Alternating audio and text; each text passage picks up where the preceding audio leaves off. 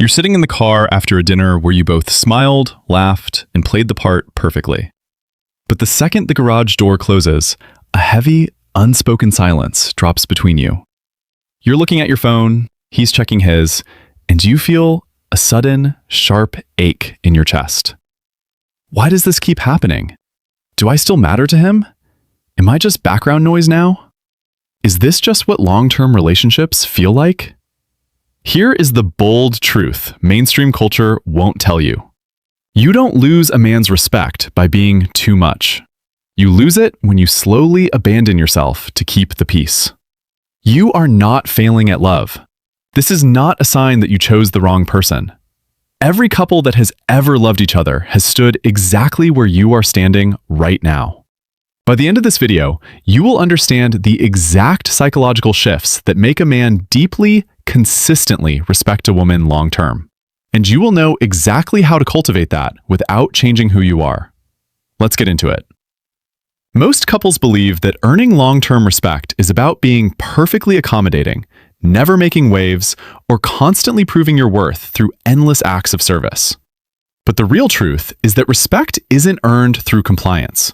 It is generated through emotional safety and self-possession. When you shrink yourself to avoid conflict, your partner's nervous system doesn't read it as peace. It reads it as incongruence. Beneath the surface, he feels the tension of you holding back. What looks like him pulling away, taking you for granted, or becoming withdrawn, is usually a direct response to the unspoken dynamic where your boundaries have quietly dissolved. When safety leaves a relationship, the love doesn't disappear. It goes underground. You cannot build a lasting connection by negotiating your own worth. Trying harder to please him without changing the emotional tone only makes a disconnected partner drift further. Because true respect requires two whole people, not one person managing the other, but two people turning toward each other with genuine presence. The first shift is mastering the boundary of self-abandonment. Most couples fall into the trap of thinking that saying yes to everything keeps the relationship smooth. And this is the one most couples never figure out. When you consistently override your own needs to manage his mood, you teach his nervous system that your needs are optional. He feels the weight of that unspoken sacrifice, and ironically, it creates distance, not closeness. Here is what that looks like in real life. The disconnecting version is when you are completely exhausted, but you say, "It's fine, we can go to your friend's party," while quietly resenting him all night. The connecting version is when you take a breath and say, "I love spending time with your friends, but I'm drained tonight. Let's go tomorrow."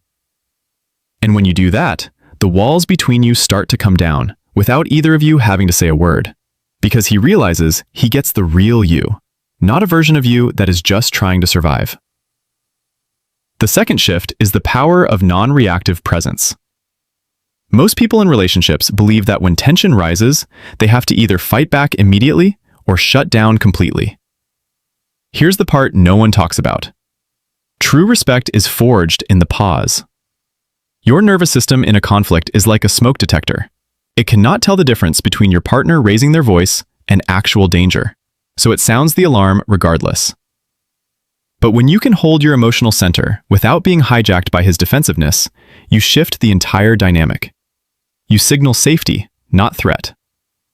Most couples will have him make a careless comment, and she instantly fires back, "You always do this. You never listen." But the connecting response is when you pause, look at him, and say calmly, "When you say it like that, it feels dismissive. I need you to hear me." That's when something in him is quietly saying, "She doesn't need me to fix this. She just needs me to stay." That's the shift that turns a relationship that feels like a negotiation into one that feels like a refuge. Third, you have to focus on maintaining your own orbit.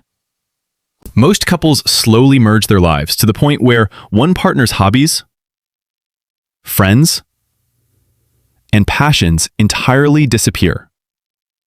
This isn't about playing hard to get, not scheduling separate date nights, not pretending to be busy, not creating artificial distance, but two people who actually feel secure enough to have their own thriving lives, which makes the time they spend together a choice, not an obligation. The disconnecting version is you canceling your weekly painting class because he had a long day at work and needs you to just be there. The connecting version is you saying, "I'm so sorry you had a rough day. I'm heading to my class, but let's order takeout and cuddle when I get back at 8. That's when your partner stops feeling like a problem to manage and starts feeling like a person to come home to. Because your independence proves your devotion is genuine, not dependent. This brings us to the fourth point, the art of direct, unapologetic communication. Most people in relationships rely on hints, passive aggression, or expecting their partner to just know what they need. But here's what nobody explains. Men's nervous systems are often wired to solve problems, not decode riddles. When you communicate with clear, kind directness, you remove the guesswork. He feels respected because you are respecting his capacity to handle the truth. Most couples will have her sigh heavily and say, "I guess I'll just do all the chores myself," as usual. The connecting version is you looking him in the eye and saying, "I feel overwhelmed when the house is messy. I need us to split the chores evenly this week." And here's what changes everything. When you speak this clearly, his internal monologue shifts from, "She's always mad at me," to, "She knows her worth, and I want to rise to meet it."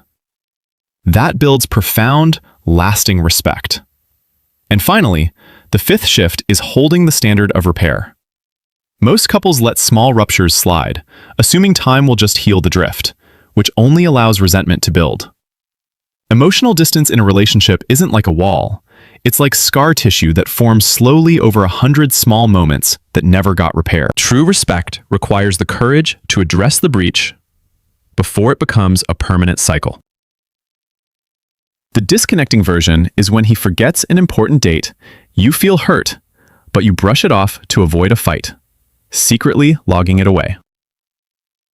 The connecting version is you saying, "When you forgot our anniversary, I felt really unimportant.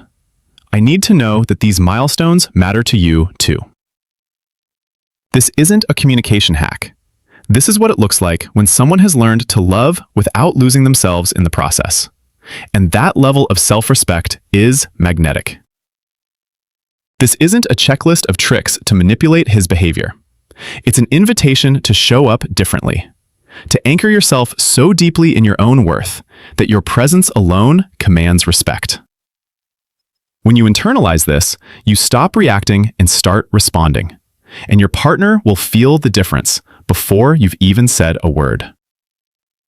These aren't tips for a better relationship. They are the beginning of becoming the kind of partner you always wanted someone to be for you.